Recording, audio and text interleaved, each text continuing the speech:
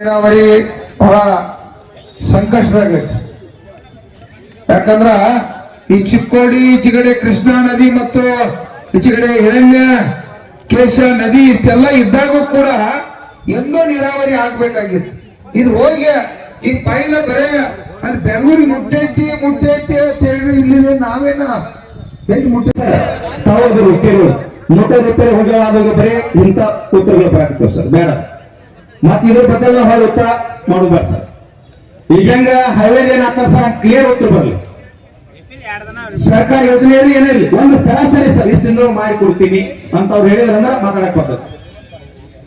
ಈಗಾಗಲೇ ಇವ್ರು ಸಾಹೇಬ್ರ ಯಾರು MD ಅವರು ಅದಾರ, ಅವ್ರು ರಾಜ್ಯೋಡತ್ತೆ ಇದಾರೆ. ಅವ್ರಿಗೆ ಫೋನ್ ಮಾಡಿದ್ವಿ, ಫೋನ್ ಪಿಕ್ ಮಾಡಿಲ್ಲ. ನಾವೇನೇ ಫೋನ್ ಮಾಡಿ ಇದ್ರ ಬಗ್ಗೆ ಮಾತಾಡ್ತೀವಿ. ಚಿನ್ನಪ್ಪನ ನೀವು ನಂಬರ್ ಕೊಟ್ಟಿವಿ, ನೀವು ಸ್ವಲ್ಪ ಆಗ್ರಹ ಪಡಿಸ್ರಿ. ನಾವು ಅಷ್ಟು ಹೇಳಿದ್ರೆ ಅದು ಆಗ್ತೈತಿ. ನೀವು ಇದು ಮುಗಿದ ಮೇಲೆ ನನ್ನ ಜೊತೆ ಮಾತಾಡ್ರಿ. ಈಗ ಹಚ್ಚಿದ್ರೆ ನಾನು ಮಾತಾಡ್ತೀನಿ.